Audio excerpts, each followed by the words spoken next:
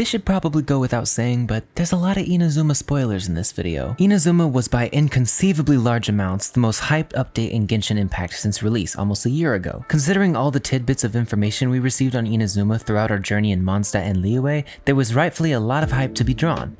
But with hype comes expectation, and usually when a massive community draws expectations, they are let down sorely. Luckily the Genshin community is built different, so that didn't happen with us. But not because we didn't have expectations. I mean, there was a lot of expectation with Inazuma, but that's what makes it all the more impressive looking at all the ways Inazuma managed to not only meet, but surpass the expectations of the majority of the Genshin community. To start this all off, let's talk about the gameplay aspect of Inazuma. One of the most daunting tasks you could probably ask a developer team to complete is take an already beloved game and add an entirely new country to it with its own wildly unique themes. With Mondstadt, it was a lot of grass and trees, but it felt like home. It was the first place we got to experience and therefore left quite an impression on us despite its simplicity as a Teyvat region. And then there was Liyue, a massive rock place with rocks and a cocoa goat. But seriously, Liyue was quite a step up from Mondstadt design-wise, and it was also a much more crammed with content. What did I say, But now we have the terrifying Electro region, Inazuma, at our disposal. And you might be wondering, what's this quick funny summary of Inazuma? What the hell? Whoa. Whoa. What? Please! What the? Oh shit.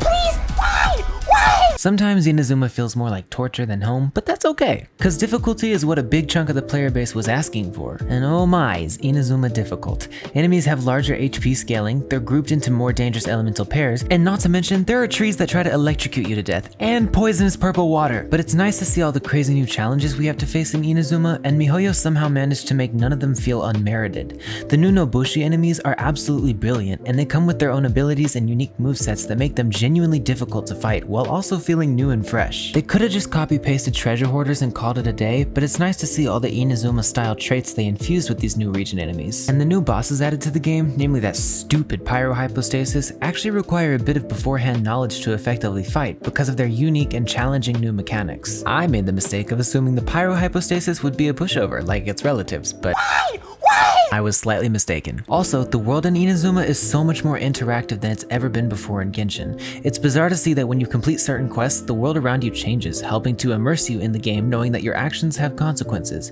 Namely that one world quest where you can literally stop the eternal thunderstorm on Yashiori Island, or that other one where you can stop the giant sparkling electro volcano looking thing from glowing on Narukami Island. But on the topic of game immersion, the story in Inazuma picks up on a grand scale, and we've seen grand before, what with the whole giant ocean monster attacking Liyue. We haven't even finished the story in Inazuma, and it's already shaping up to be one of, if not the most in-depth and well thought out entries in the Archon quests. It's also worth noting that our two newest character story quests for Yoimiya and Ayaka were some of the best we've had yet, with beautiful cinematics, actually interesting storylines that have to do with the main story, and interactive quest flow. These two story quests felt less like a Primogen pit stop and more like an actual movie. Then there was the Archon quest, in which for the first time ever we got to experience utter defeat. Granted, it was probably deserved considering we were trying to oppose Her Royal Highness Mrs. Boobasword, but nonetheless, we tasted defeat for the first time in our journey. And it was actually awesome to see, knowing that now we have a ways to go, a new hurdle to overcome, rather than just jumping into everyone's issues and solving them like little quest minions. The story experience altogether was extremely immersive, and it was a huge breath of fresh air from what we were used to experiencing in Genshin, with its somber and slightly hopeless tones. But those tones are all brought to life by one of the most important elements of Inazuma of all,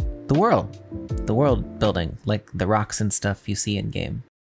The world. Inazuma is full of stuff. In contrast to Mondstadt's large and empty grass plains and forests, Inazuma is a set of 6 islands, 3 of which aren't even released yet, and somehow they managed to fit countless hours of content into the first 3 islands, while making them all fit the theme of dangerous, mysterious, and somber. With crazy fun new puzzles and mechanics in the region, it genuinely feels like you're in the land of Electro. And no, not just because a tree is trying to smite you to death. But speaking of trees, the sacred Sakura tree, it makes you feel some type of way.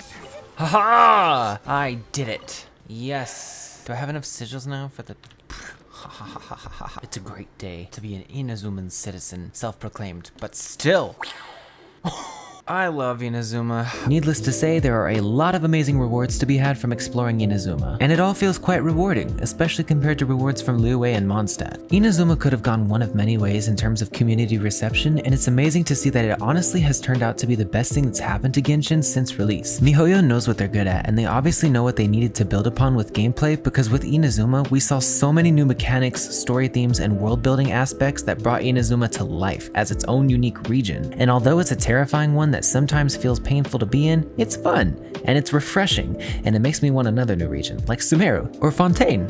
But not Snezhnaya, I'm not mentally prepared for Dragonspine Prime yet. Anyways, if you want to stay up to date with Genshin news, guides, and all that exciting stuff, feel free to subscribe if you want, and /or join the Dragonfly Swarm Discord server to meet some awesome people. The link to that is down below.